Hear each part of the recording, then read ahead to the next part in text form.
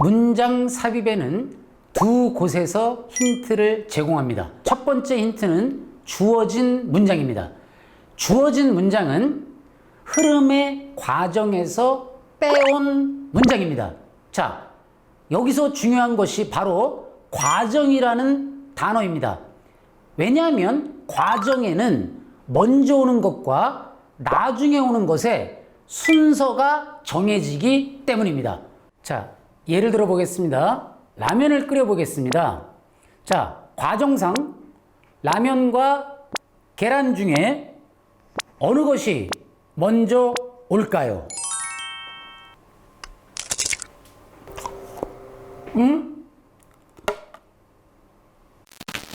이제 첫 번째 단어의 힌트를 제가 직접 따오겠습니다.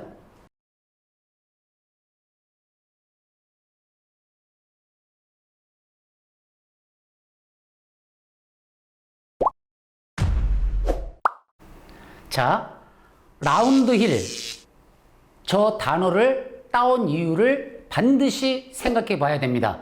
해석이 완벽하다면 문제될 건 없습니다. 하지만 해석이 완벽치 않을 때는, 자, 과정이라고 그랬죠? 과정상, 자, 주어진 문장 속에 지도 제작에 언덕이 나오므로 우리에게 필요한 언덕 이전에는 아마 평지가 있지 않을까, 이렇게 짐작을 할 수 있는 것입니다. 자, 두 번째 힌트를 찾아 떠나 보겠습니다.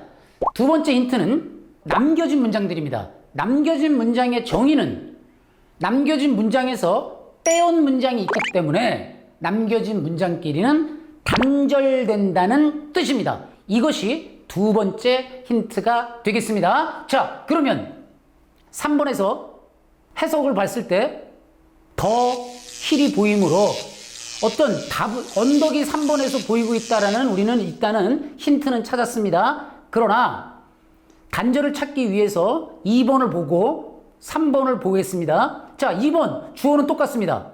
컨토 라인으로. 3번도 컨토 라인입니다. 그렇다면 2번에선 어떤 단어가 보이죠?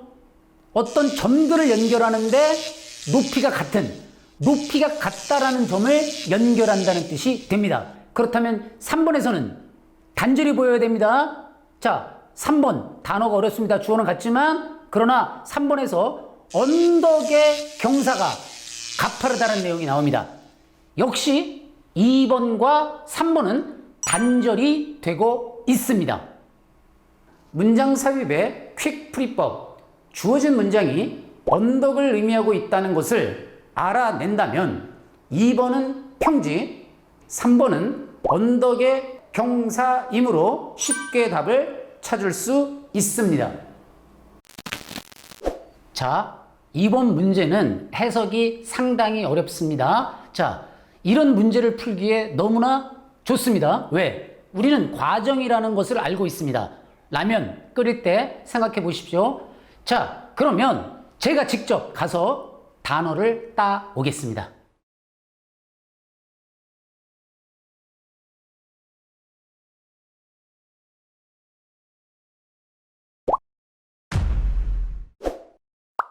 자, 제가 따온 단어는 포커스라는, 즉 여러분이 포커스라는 곳에 있는 그러한 지점이 됩니다. 자, 그러면 주어진 문장이 뭐라고 나와 있냐면, 포커스라는 뜻은 뭐라고 나와 있죠?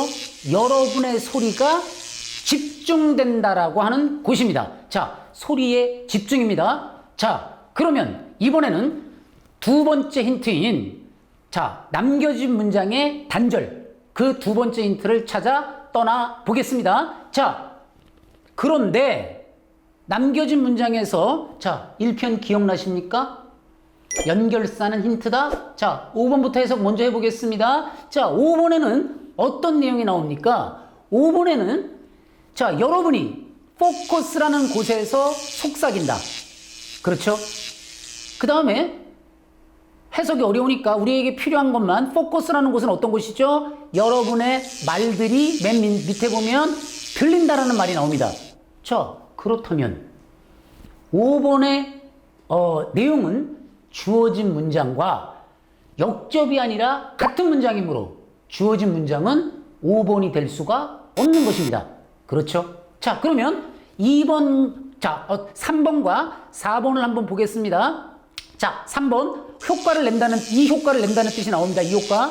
그리고 여러분이 자세를 취한다. 이 효과를 내기 위해서 자세를 취한다라는 얘기가 나옵니다. 그렇다면 주어진 문장은 그러니까 소리에 집중된다는 자세를 취하고 난 다음의 이야기입니다. 따라서 3번도 들어갈 수가 없습니다. 그렇다면 4번이 되는데 4번은 뭐였죠? 단절입니다. 그런데 너무나 해석이 어렵습니다. 우리에게 필요한 건 뭐일까요? 자, 포커스라는 곳은 어떤 곳이었죠? 소리가 집중되는 곳입니다. 그러면 우리에게 필요한 단어가 뭐가 보입니까, 여러분? 네. They are inaudible. 즉, 소리가 안 들린다는 뜻이 나옵니다. 역시 우리는 드디어 단절을 찾았습니다. 주어진 문장이 포커스의 내용을 다루고 있으므로 3번은 포커스, 4번은 포커스의 반대, 5번은 포커스. 따라서 정답은 4번이 됩니다.